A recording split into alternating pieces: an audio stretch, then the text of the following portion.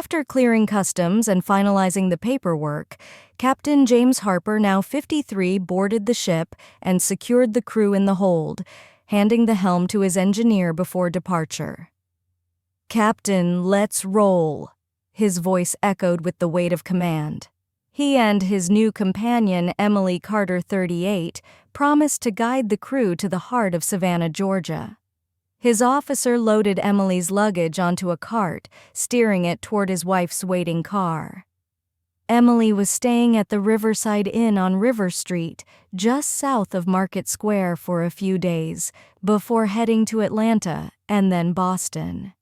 Her plan was to fly home from there. As they dropped her off with the porter, Emily's arms wrapped around James in a fierce embrace, her warmth pulling him back to that electric night on the deck, stars above, waves below, weeks ago. "James, when you're free, don't forget your promise to show me the holy city of Savannah," she teased, sealing it with a quick kiss, her lips soft against his cheek.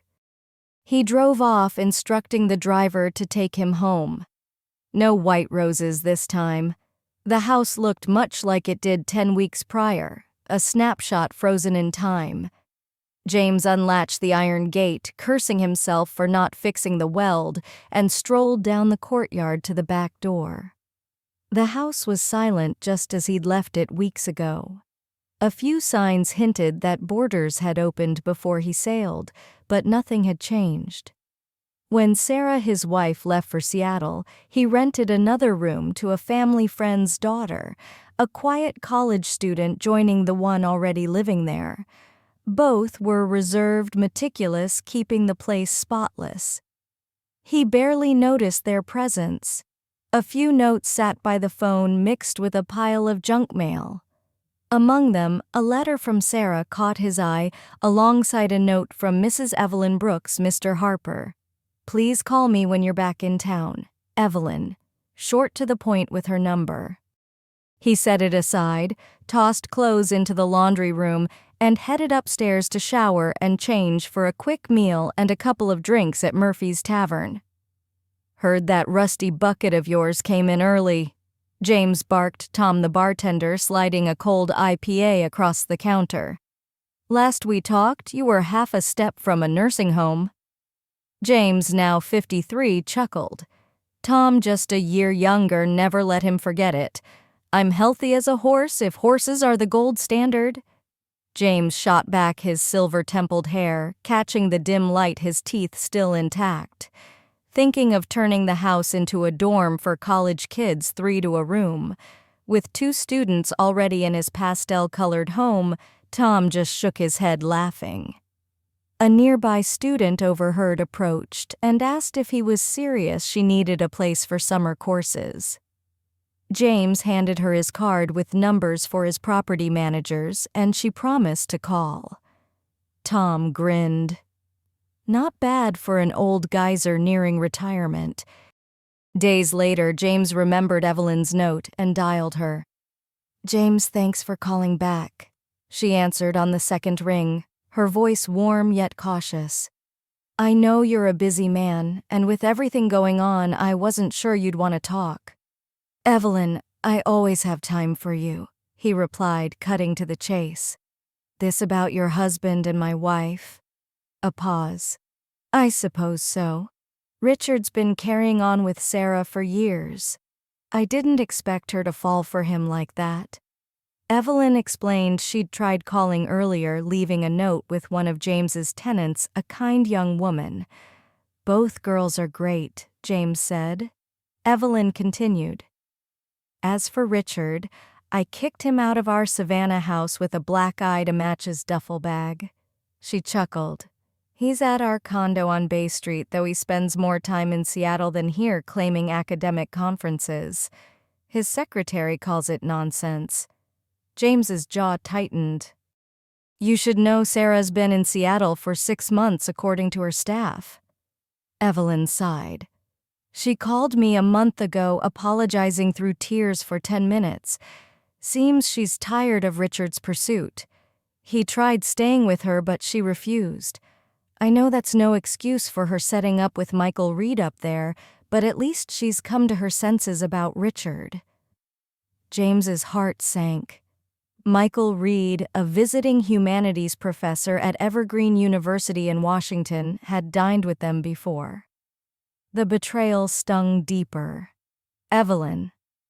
I didn't know about Michael, he admitted. Oh, James, I thought it was public knowledge since Sarah moved to Seattle. Rumors started last year.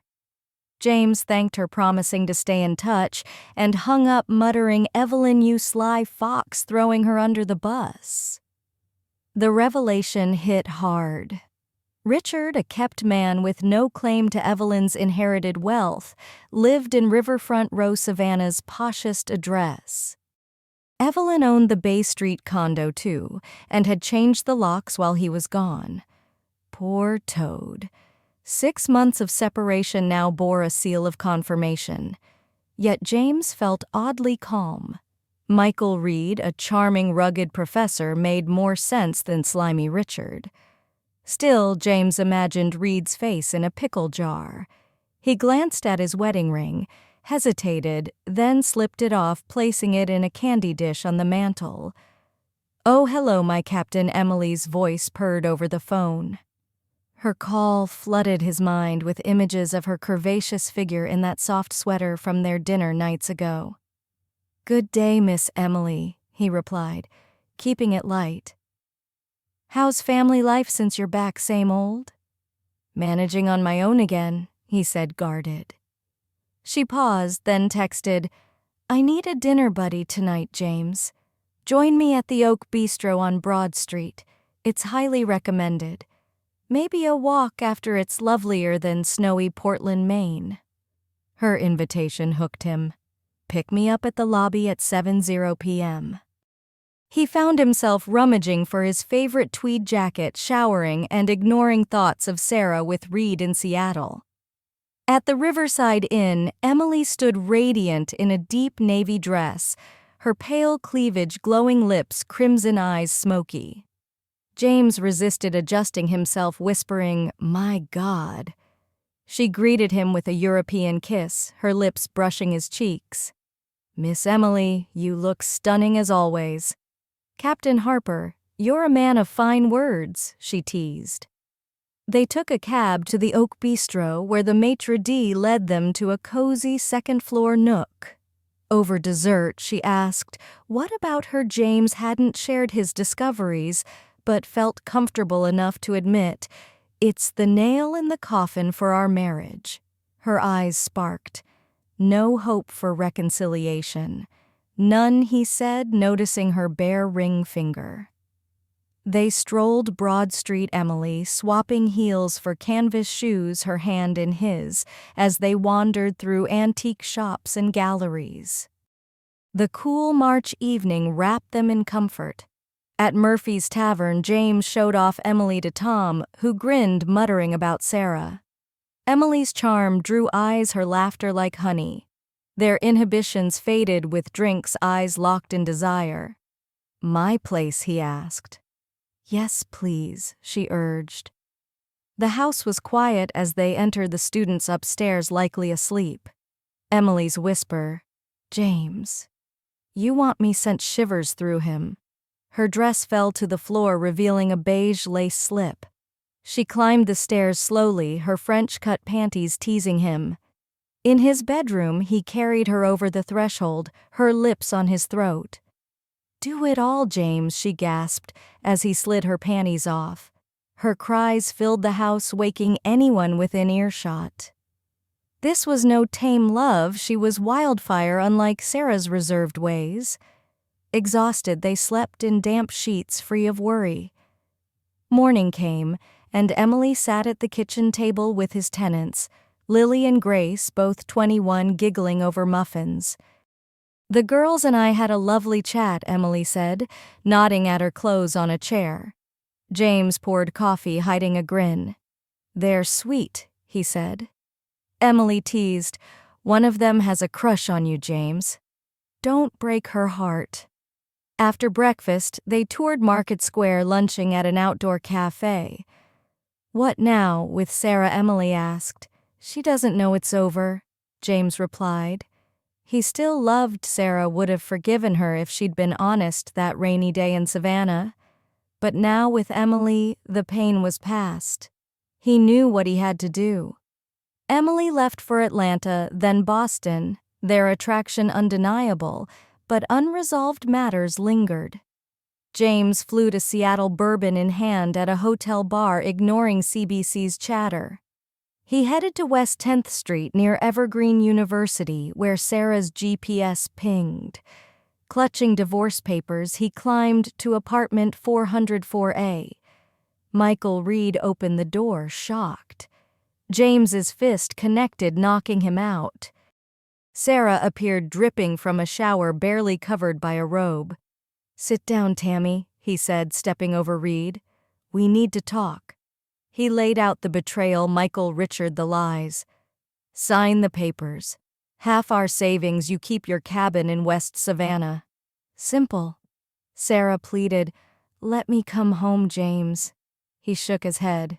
"You broke my heart. I'll never trust you again." Tears in her eyes, he left, avoiding police, and flew back to Savannah. The flight was long, quiet. Despite his love for Sarah, Emily's pull was wild. He decided to retire after one more year at sea, the love for it outweighing all. At Murphy's, Tom consoled him. "You and Sarah had a good run." James packed Sarah's things, delivering them to her sister's cabin. He sobbed alone, a 6'2", 200-pound man, broken. Weeks later, on the Molly Star, pirates attacked off Somalia. His crew fought back, destroying the attackers' boats. Shaken, James decided to retire sooner, informing the company. In Portland, Maine, Emily greeted him passionately at her 3-story home on Harbor Street. They shared wine, her home filled with European antiques and family photos, including her daughter Sophie, 21, and late mother. Her father, David, lived upstairs. Over dinner, Emily shared her own divorce, urging James to move on. Their passion reignited, bodies entwined under a creaking ceiling fan. In Castine, Maine, James accepted a teaching job at Maine Maritime Academy. They bought a refurbished lobster boat and a white clapboard cabin on Islesboro, settling into a new life. Sarah, now 47, returned to Savannah, begging for reconciliation. James refused, meeting her at Bessinger's BBQ. Her seduction failed. He recounted her affairs, including Richard's blackmail. "You killed us," he said, leaving her in tears. Sarah signed the papers. Michael moved to Toronto, and Evelyn divorced Richard. James offered Sarah a job managing his student tenants, setting strict rules. In Islesboro, James and Emily thrived, raising Sophie's daughter Lily, 7, named after her grandmother. They never married, content with their love. Savannah faded, but the sea and Emily remained his home.